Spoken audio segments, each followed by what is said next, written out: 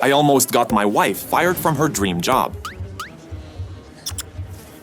My wife had just landed a great job at this super fancy restaurant, you know, the kind where you can't get in unless you're all about showing off. Oh yeah, raw food. How fancy am I?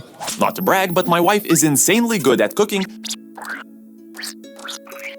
so she quickly became her boss's favorite, who was the head chef and owner of the restaurant. So one day she comes home all excited and tells me to put on my best suit and tie because the chef had invited us to dinner to serve us her own recipes. I know it's no shower November, but today's an exception. Now go put on something decent. So on the way there, my wife was telling me that it was super important for her that I helped her make a good impression. I had never seen her so stressed about wanting to impress someone, but she warned me to behave like a decent person. I need you to cooperate, okay? Please, no bad jokes, no offensive impressions, nor saying that fried chicken with Cheetos is fine dining. What? Everyone always laughs at my jokes. I'm hilarious. You'll see, your boss is gonna love me.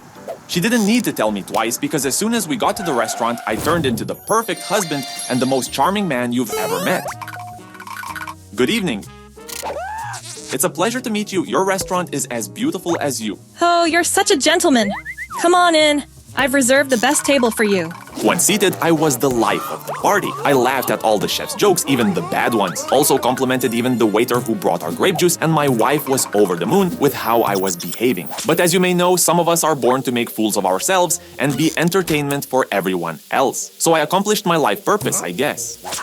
Everything was going great until my wife's boss got up to bring us the dish she had cooked for us. I made this with lots of love. It's my specialty. Honestly, it looked delicious, and I was dying to dig into that huge steak in front of me. I felt so lucky to be sharing that meal with my wife, but as soon as it got closer, I realized that piece of meat was raw. I'm not exaggerating. It was so raw that if I cut a piece, it would still go moo. I glanced at my wife's steak to see if she had the same problem, but hers was perfectly cooked.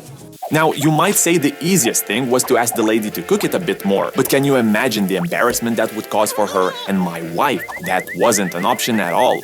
I tried my hardest to cut a piece of that thing that was tougher than the dry lemon you have in the fridge, and when I chewed it, I had to fight the urge to vomit all over the table. I was in more trouble than you could imagine. Just then, the hostess got up. I'll be right back.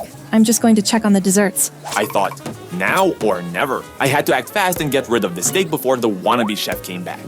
And almost like God himself said, hold up, this needs my help. I spotted an open window wide enough for me to throw the steak out quickly without either the chef or my wife noticing. The move required skill and precision, but I went for it, praying to every saint out there.